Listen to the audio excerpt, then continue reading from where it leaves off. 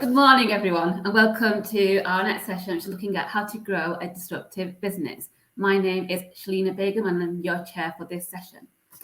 For entrepreneurs, innovators, and all-round game changers, disrupting your industry or the competition often means disrupting your own business first. Disruptive business ideas can have huge potential, and the rewards are enormous. It can also be a real challenge to stay ahead of the curve. This session will look at what it means to be a disruptive business and the challenges that come with that. To do that, we have a great lineup of speakers. So I'm just going to quickly go around the panel, ask everyone to briefly introduce yourselves, a little bit about your business, and then we'll go straight into the questions. So can I start off with Leanne? Just tell us a bit about yourself and the business. Yes, hello everybody. My name's Leanne Bonner-Cooke. Our business is e-Bate Limited. e-Bate is a SaaS solution for managing rebates in the enterprise B2B space. We came to market in 2019 to really bring a piece of technology to disrupt and improve that process within an existing business. Thanks, Leanne. And can I move over to Julio? Good morning. I'm Julio Taylor. I am CEO at Hallam. We are a marketing agency with a digital focus based in Nottingham. Thanks, Julio. And Richard? Good morning, everyone. I'm Richard Dooner. I'm the CEO of Anster. Anster are one of the fastest growing businesses in the social care sector. We also operate in healthcare and education.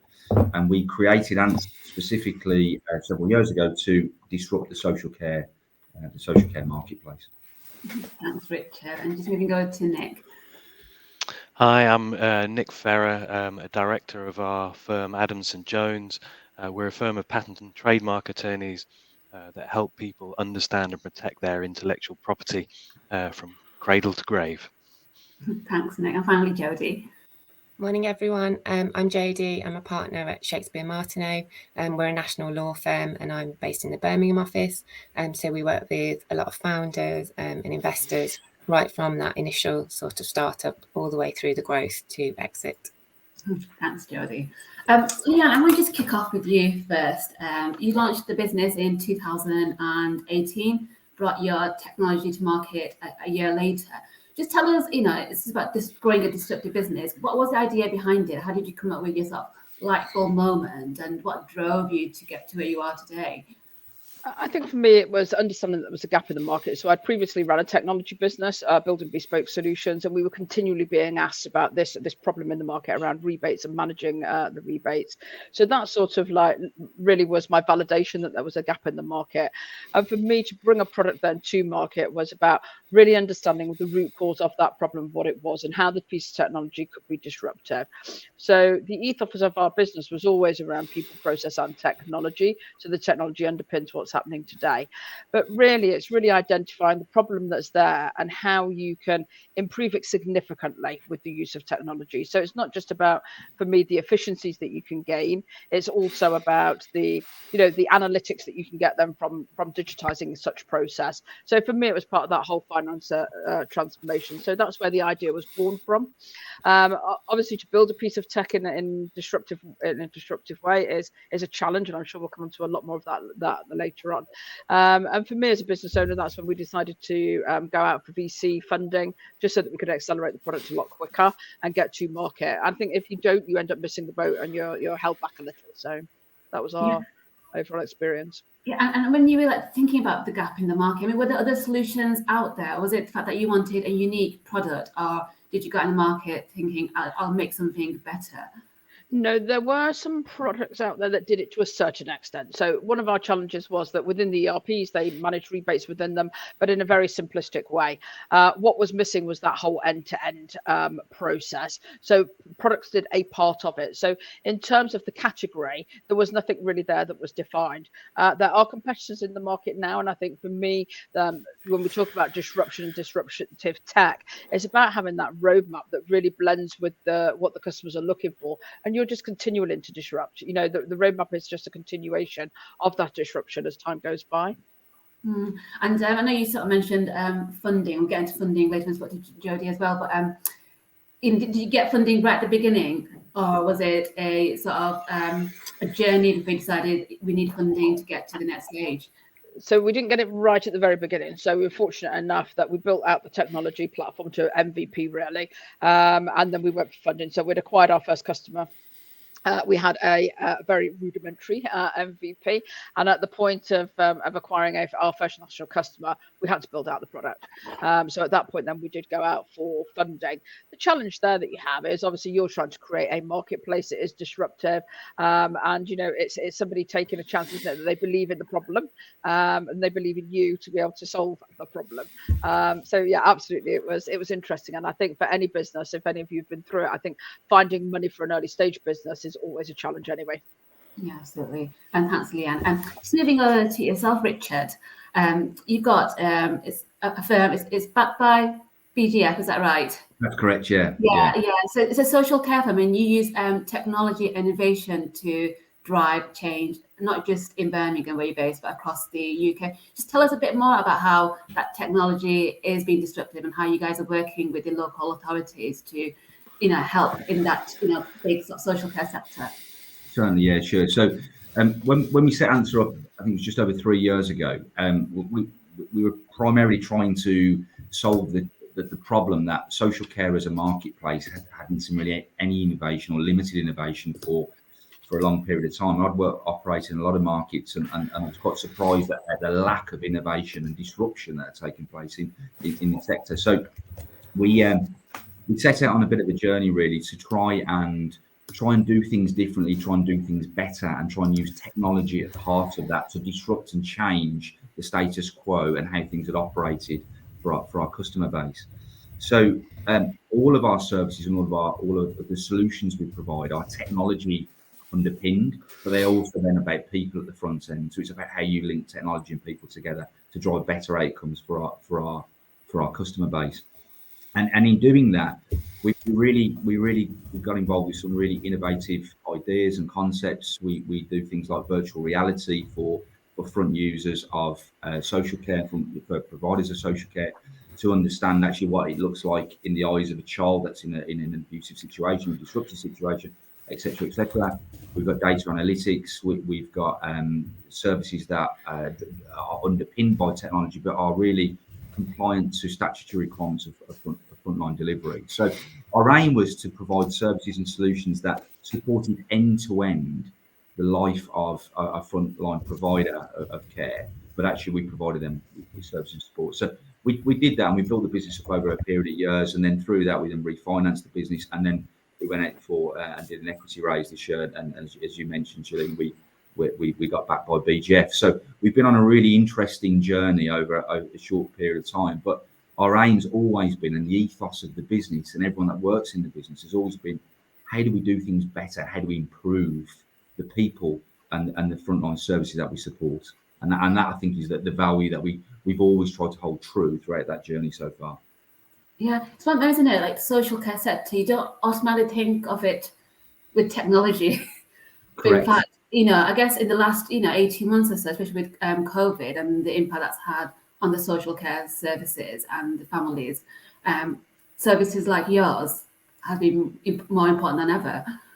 Correct, and that continues to be the case. So we are now starting to see. So when we set the business up 3 years ago, we were supported really by the people within the sector that bought into that concept that there needed to be a change. It was almost like a turning point. Actually, this is one of the last sectors or marketplaces that haven't had types of innovation and investment that have been in other marketplaces and sectors. So we were supported by our effectively our customers and our initial proof of concept revolutionaries that bought into some of the things we were trying to do. But actually, if you now look at, exactly as you say, through the COVID journey, there's almost become more of an acceptance and an expectance of all marketplaces, and particularly a sector that's been on the front line, like social care, that there's a need to do more and there's a need to challenge the status quo.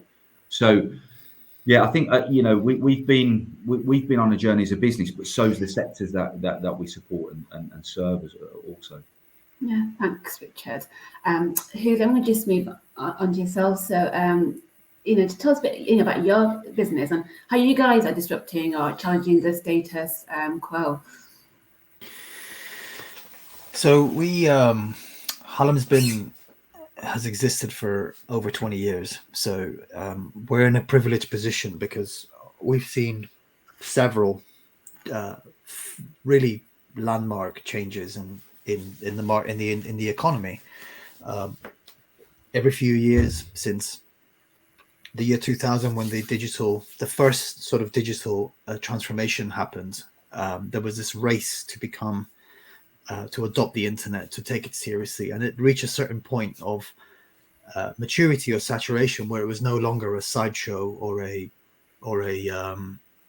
distraction from real marketing or real business. Then the global financial crisis happened, and we were forced into a whole other mindset of survivalism and recovery, during which the internet actually played a big part, because that's when e-commerce rose to prominence with Amazon and things like that. But I think in the last couple of years, we have the age of digital transformation is over. I think we have now reached tipping point where digital has overtaken almost every other form of communication, and digital is the world. The world is digital, and digital is the world. And actually, we are part of a continuum, we're not necessarily a disruptive as such, but we are agents of that change. And I think anyone who wants to disrupt in the future, or wants to be part of the future, needs to embrace this digital future. But I don't think that it's enough to simply say, we need to have a website, or we need to be technologically enabled. I think that's become a bare minimum. It's a bit like we used to celebrate having hotel and a Wi-Fi in a hotel. And now if you haven't got it, it's kind of annoying, right? It's become a minimum expectation. You have to have it.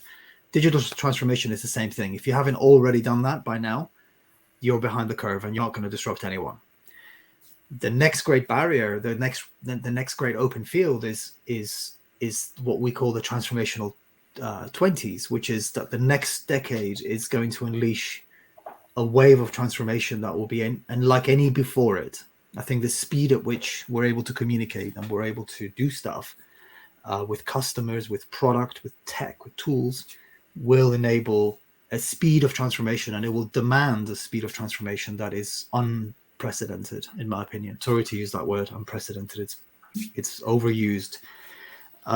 And I think there's a few things about that. One of them is the climate crisis has finally taken hold. I think we are beginning to reach a saturation or a tipping point with global behaviors, that consumers are expecting change. They're expecting brands to adapt and to do things differently.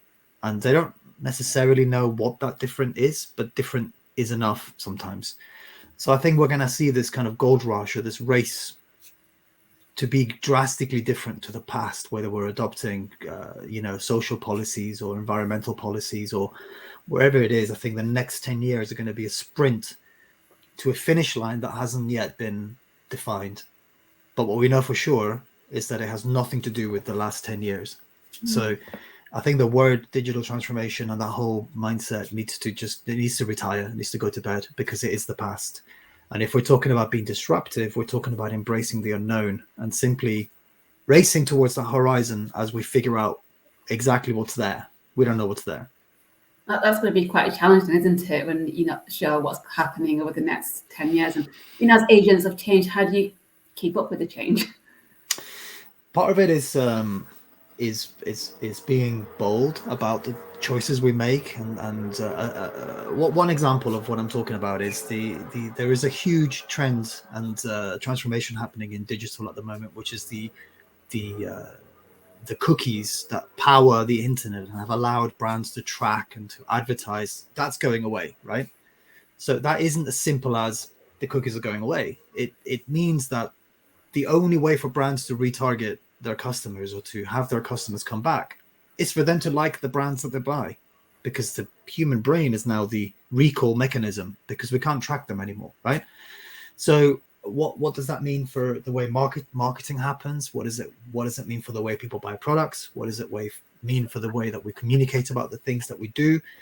We're going back to the age of persuasion. We're going back to the age of telling stories and connecting with humans on a completely different level, all through the lens of this hyperspeed internet age that is all new to us. And frankly, we're developed as humans to cope with that much information at the same time. So what's going to happen in the future? So as agents of change, our job is to talk to our clients about that, to talk to people about that, to keep taking risks and bets on the future, and placing our our future in the hands of things like B Corp, and embracing the environmental future, and not being afraid to embrace the future of work and remote work and all these different things that we feel are unstoppable now. I think the world is changing and it's irreversible now. Yeah, absolutely. Thank you, Julio, for that. Nick, I'll just move on to yourself now. And, when you're a disruptive business and you've got this great idea, I mean, at what point in that journey do they start thinking about IP? Should that be part of their business plan? Yes, I think the world has accepted that ideas and inventions are a form of property now, and it's taken a while. It's not familiar to lots of people, and we've seen China really change its attitude over the last 10 years. It's crazy how many patent applications they're filing now, to show the world that they understand IP and respect it. And not only that, they see it as an indicator of successful economy. They want to be seen on the global stage as having ideas and inventions that are in every way as good as the ones generated in the West. So I think, accepting first of all that your ideas and your IP is a very valuable asset, and starting early with a plan to how you protect it. And that plan is not overnight. You don't protect it and tomorrow you're protected. It's an ongoing journey alongside the technology that you're developing. So for us, we get excited as patent attorneys when we have someone come through the door that's their starting point is that they're a real expert in their field, that they enlighten us about how their industry works, about what factors are important and what the practical limitations are. And that for us is the exciting starting point. But then it's a journey, and you've got to be open to change and adaptable. And what you start as your premise, you have to accept that the market might have a slightly different take on it. And so you're constantly chasing this with your protection, trying to keep your protection in place and up to date to make sure you've caught the essence of what makes your technology special, so other people can't copy it. And that's that's crucial for startups particularly, is that if you look at large companies, they have lots of innovation projects on the go, and they can adopt the mindset that we'll start 100 projects and maybe 5 of them will go on to commercial success, and all the others we want to fail early, learn and move on.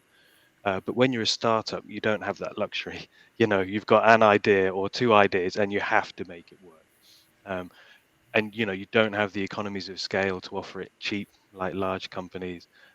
You've got to incur all of these costs to develop the idea, to get it right and get it to market, in the hope that you're going to get the reward later on when the thing's selling.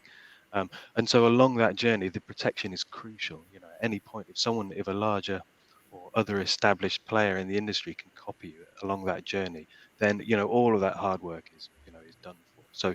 So that's what the IP protection is for. And I think to ignore that, I think, would be crazy, given where the world is with IP.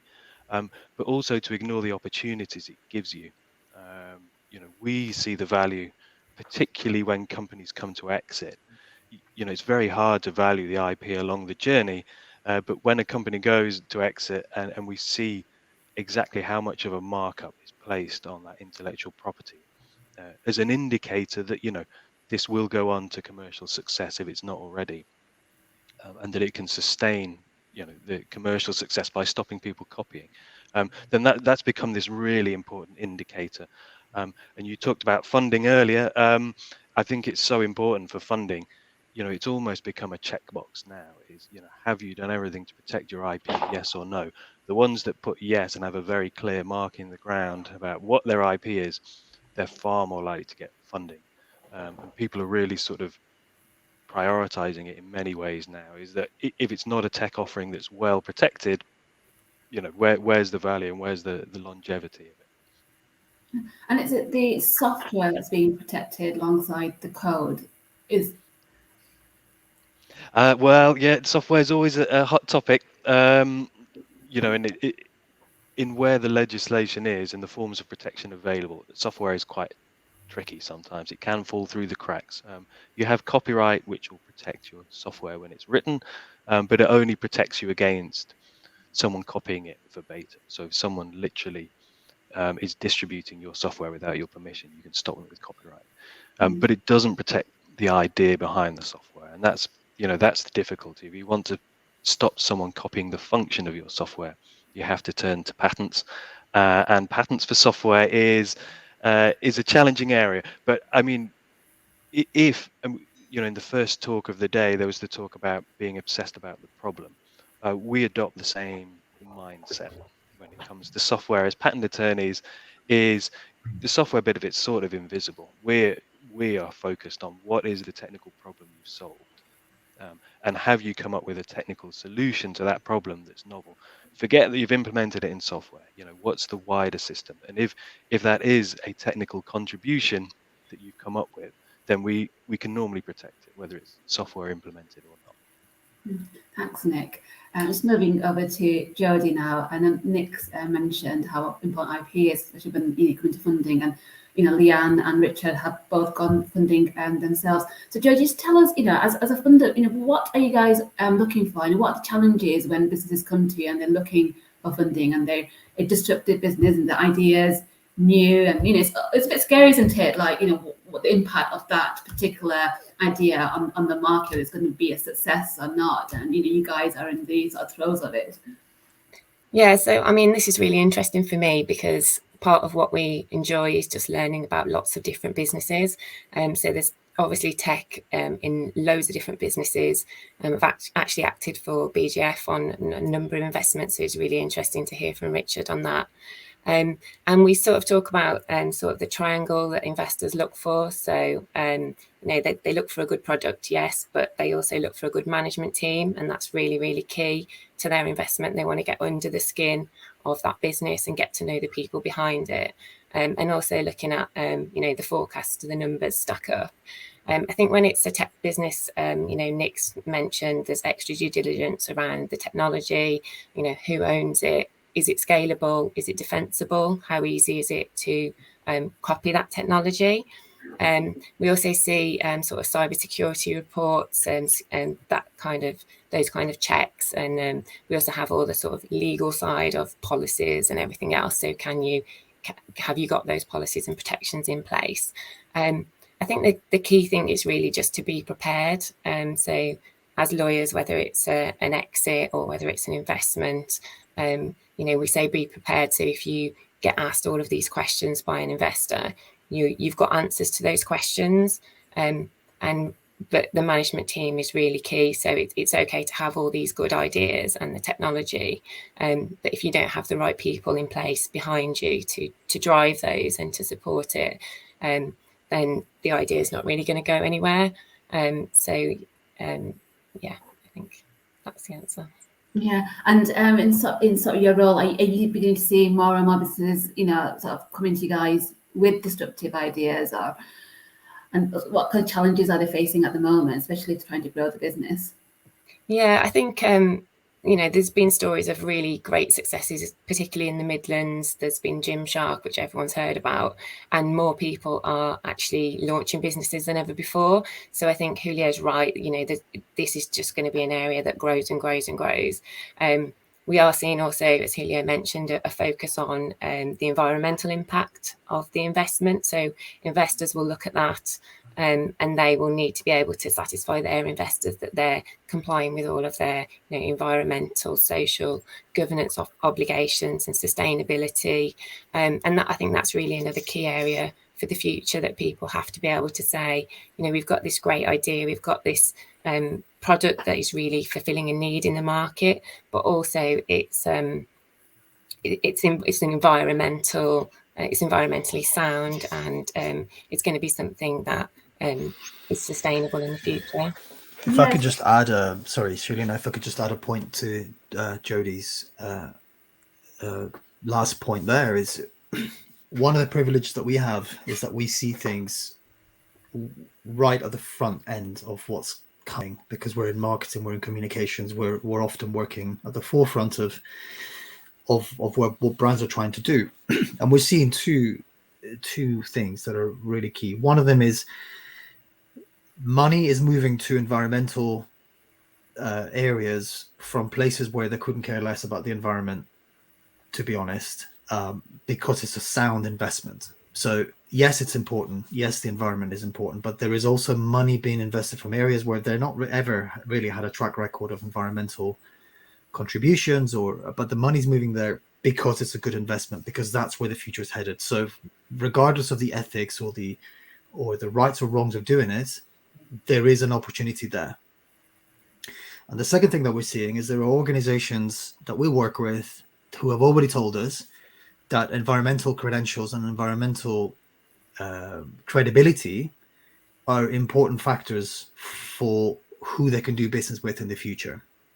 So one of the things that we're going to start seeing very soon in my prediction is tenders and opportunities where your ability to prove that you are carbon neutral or you are going through certain steps to reduce your impact on the environment will be a non-negotiable component of being able to do business. And I think that, I guess there's a third one, which is consumers actually want that, and they want to buy from brands who are showing that, who are talking about that, who are trying to do those things.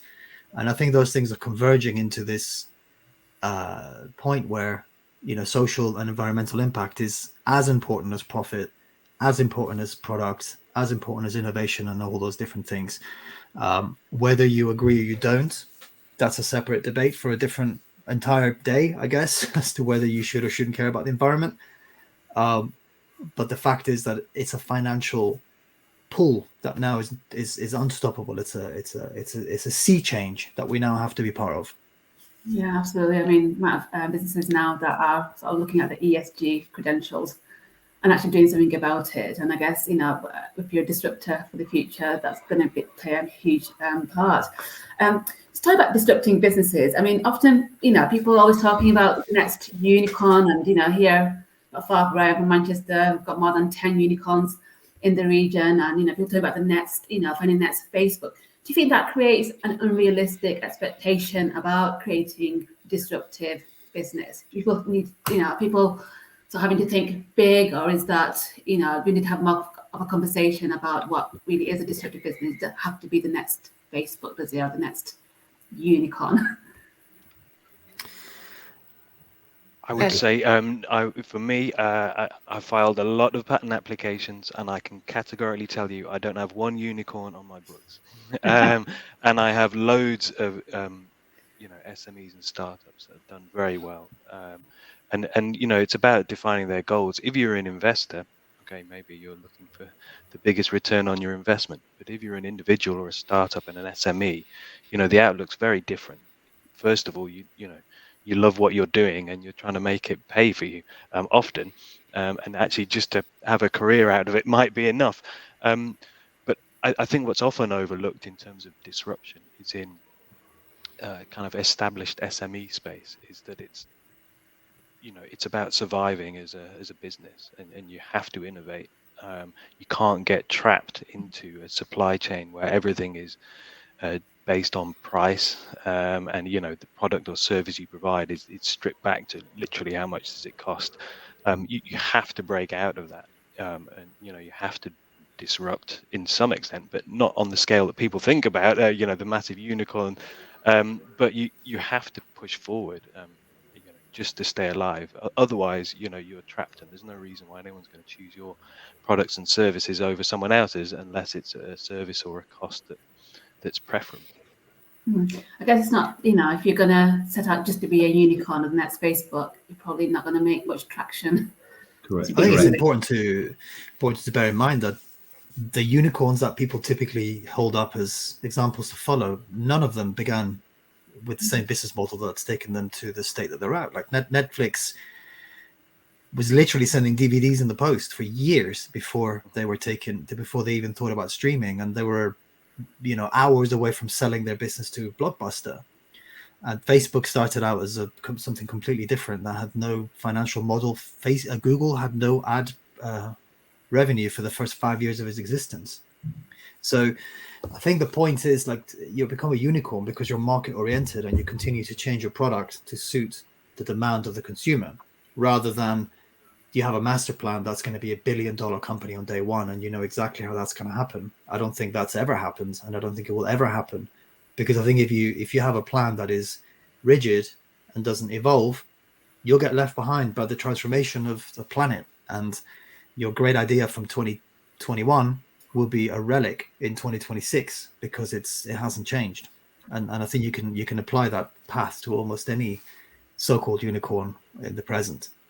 Yeah, I totally agree. I think it comes down to basic principles, right? You know, it's about any disruptive idea is an idea, and it's about how you then convert an idea into something tangible and less abstract and conceptual. And it's about proving that, and it's starting on that journey of taking an idea, proving it, use it, you know, finding those revolutionaries of people that are willing to buy into that idea, the proof of concept, the pilot studies, the data that comes out of that. Going back to Julio's point, refining that idea, changing direction, molding and adapting and changing. And I think as you go through that process, it's about, you know, basic principles of taking that idea and eventually getting to the point it starts to create and shape a business, and that business becoming more disruptive and challenging the norms. I think what then it goes on to become is then how a business meanders and develops and adapts. But I think to your question, Julio, in terms of, is it a distraction? Yeah, I think it is, because I think some people sometimes can think, I can have this great idea, and next thing I'm going to be like an Uber, you know, a business that, you know, just becomes huge but doesn't necessarily make, you know, a profit, right? So that's for me is a distraction, because it creates almost like a culture and mindset of this is easy. Reality is it isn't easy. I look at everything that we've done in Anster trying to disrupt a marketplace and some of the things we've tried to do. You know, and actually we're only part of the story. The people that have bought into that I call them the revolutionaries that bought into our ideas and concepts and helped to prove them, that those customers, those early adopters, you know, that's the process, that's the journey, that's the disruption. You need all of that, and you've got to do that in quite a relentless way with a lot of self-belief. So I think, you know, yeah, the unicorn idea is great, but I think, you know, there's a lot that goes before that, you know, these businesses are as successful as they are. Yeah, I guess, you know, Rich, like your journey, it's constant evolution, isn't it, within your tech? Sorry, Leanne, you're going to say something. Sorry, I was going to say, as I agree with both points that have been made, and I think where the whole unicorn does come into play is for the investors. So, you know, the investors are clearly always looking for that unicorn as well. So I think that makes it difficult when you're out for funding. It makes it difficult on valuations as well. But you look at the economy in the UK, it's not made up of unicorns. It's made up of healthy SME businesses. And I think there's a massive disparity between the two. I think some of it is luck with the unicorns, but it is about the entrance to the market. It's about innovating. It's about finding those customers that want to go on the journey with you and are wanting and looking to innovate. The more of those you can get, obviously, the quicker you can develop. So, but I do think from an investor's perspective, they are always looking for the next unicorn.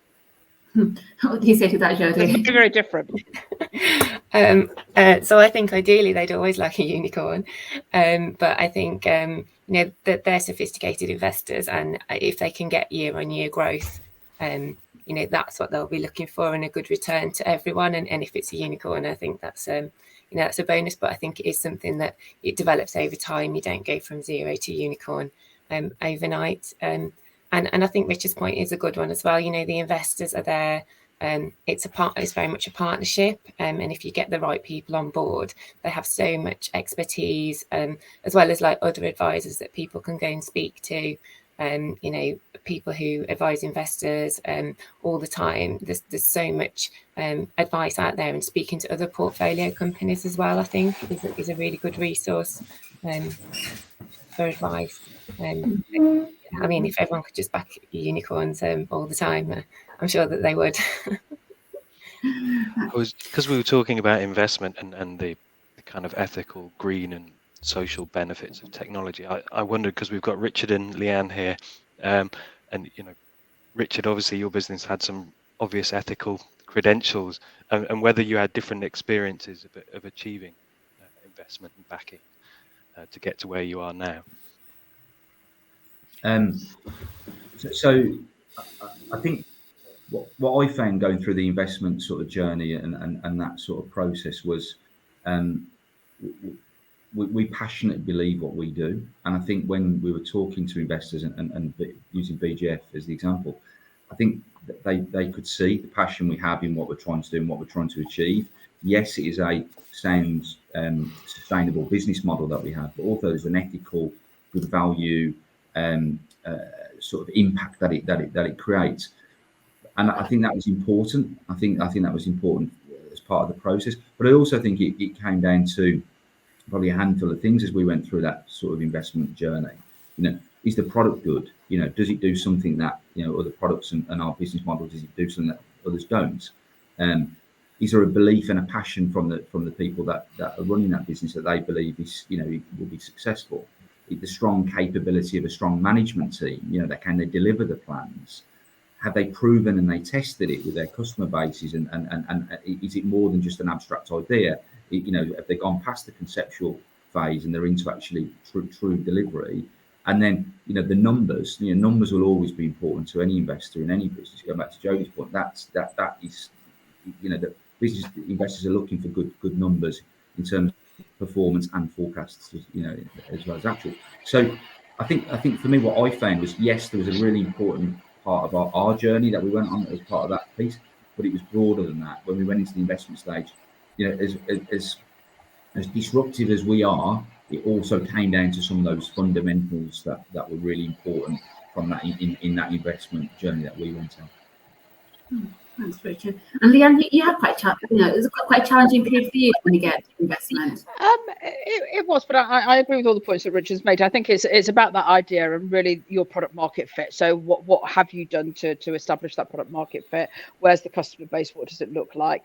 And obviously, when you first start, it is about the numbers, but they're forecasts. We're predicting where the future may go, and more often than not, I'd say it doesn't go where you wanted it to go in the first year or two anyway. So you have to be mindful of that. But I think it's absolutely about the leadership team that's there. It's about that business plan. It's about, I think, the transparency about where you are, how you're behaving, etc. along the way, and I think that sees the follow-on in terms of investment. But some of the conversation there was around the like ESG side of it and the investment itself. We didn't see that when we went out for our first round of investment, but absolutely in subsequent rounds, we have found that there's more of a notable effect on ESG and what are we doing with it and how are we behaving. And I think both as a company, ourselves and what our values are around ESG, but also to the clients that we're selling to and how we're helping to improve their ESG as well. So I think it's like looking at both ends of the spectrum. So that's definitely become more prolific now in funding rounds today. Yeah. You both, Richard and Leanne and Julio, you got these great businesses. What's your sort of plans over the next, a few years or so? How do you plan to stay ahead of the curve? How do you plan to continue disrupting the sector? I could take that one if you like. So, I mean, for us, I think disrupting the sector, it's really like working with innovation. So I think for me personally, it's about leadership. It's about having a good strategy and a vision, but it's really about allowing individuals to contribute, to be innovative as well, but always driven by the customer. So I think that the customers and prospects are what are driving that need. There's no point in creating technology for technology's sake. So that's where some of the ideas come from. I also think through partnerships, you start to deliver innovation as well. So we're just doing a partnership now with Montfort University on the KTP program, all around AI and machine learning. So again, that'll be the next disruptive bit that comes in. So I think it's always being mindful of the vision in the future, where it could go, what's available, how you can enhance technology to start, making those decisions for or on behalf of the customer. But ultimately, it's about the customer, and it's about trying to make them make more money. Ultimately, that's what the business is there for. So I think broadening your vision, allowing people within the business to be innovative, don't stifle that. I think it's not just about your idea, it's about the whole team. And through partnerships, I think you just learn a lot more, and it allows you to develop much quicker. Thanks, Leanne. And Richard, what's your sort of, what can we see in your next part of your next journey? Yeah, I think it's more scale. So we're operating now across the whole of the UK and pretty much every frontline provider of social care we provide services to now. But now it's about how we pivot and how we pivot not just in the sector that we're in, but how some of our products and solutions can pivot into other complementary sectors such as education, healthcare, etc. So how can we go into more of a, how can we disrupt some of those markets as well as what we've done in social care? Just there'll be a lot more of that. And I think we've got to the point in our business where the business has scaled quite quickly and it's become quite an interesting organisation. So I think to achieve that, it's about how you continue. When we set out on this journey, it was a couple of us looking to disrupt. How do you create that culture for that organisation so you don't lose that? That I think is really important as you scale. So I think we're up to over 100 employees now. So how do all of our employees feel as empowered that they can go and disrupt the markets that we serve to support those customers? And I think that's about it's almost embedding that culture within the organisation that will help us not only scale but scale in a disruptive way. Thanks, Richard. And Julio, about your business, what can we expect to see from you guys? I have a slightly different view. I think, in my opinion, disruption is about whether people value what you do over the traditional way of doing stuff. That's how I see it. And I think the disruption in the future will be about convincing people that you belong in their future.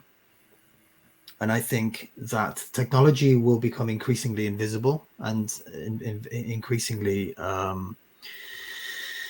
minimum expectation. Artificial intelligence, for example, is beginning to change marketing and digital. Advertising is fully automated. Increasing amounts of the things that we do and that our clients do are fully automated. And at some point, that needs to become an invisible thing that just happens, like whether it's a chatbot or a piece of content or whatever, an interaction is fully automated. I think the disruption in our industry and in a lot of our clients' industry will come from being able to convince the public that you belong in that future, that transformational future, this horizon that's coming, in which the environment will be as important as social justice or equal rights would have been in the past, or women in the boardroom would have been in the 80s, which is not that long ago. And those are things that now we take for granted, but back then were significant barriers to the future of where people belonged. So I just see an exchange of priority between how we're perceived and what we actually do. The perception of value for consumers will come from them believing that you are worth listening to. Thanks, Julio. That should keep you, Nick and Jody, pretty busy then for the next couple of years. I hope so, yeah. Any final thoughts from Nick and Jody before we close the session? From my side, it was only, how do things change? And we've talked about that. And, if the problem you've solved is a good one, and you've created some valuable intellectual property because of it, you might not see it to commercial fruition because of your own shortcomings, commercially maybe, or the timing's not right, or all those things. But if what you have, has value, it will carry on having value. And I think, commitment to protecting your intellectual property gives you options for licensing. Being aware of all these options you have, if you own the technology and you own the solution, that it's not one shot at this and it's over and you have to walk away, that you can move and there's more options become available to you. Thanks, Nick. And finally, Jody, just quickly, any final thoughts? I suppose I was just going to mention Nick saying it doesn't come to an end, but I suppose there's always the exit in mind. When you make the initial investment, you're looking towards an exit in, say, 5 years' time. Even if some of it is rolled and it goes on a bit longer, there is always that exit there. And then you quite often see people who've been on successful exits. They're quite often people who then have other ideas that become very successful ideas. So it's kind of a moving piece that's continual investment and change, and that's what's exciting. Thanks, Jody. Well, I think that's it for us now. Before we move on to our next session, and thank you to our great panel for a really interesting discussion around creating disruptive businesses. SMEs are the ones that are doing it, and ESG is definitely playing a big part of this. Thanks again. Our next session is looking at improving lives through tech for good. So please stay on and enjoy the rest of the day. Thank you very much. Thank you very much. Thank you. Thank you. you.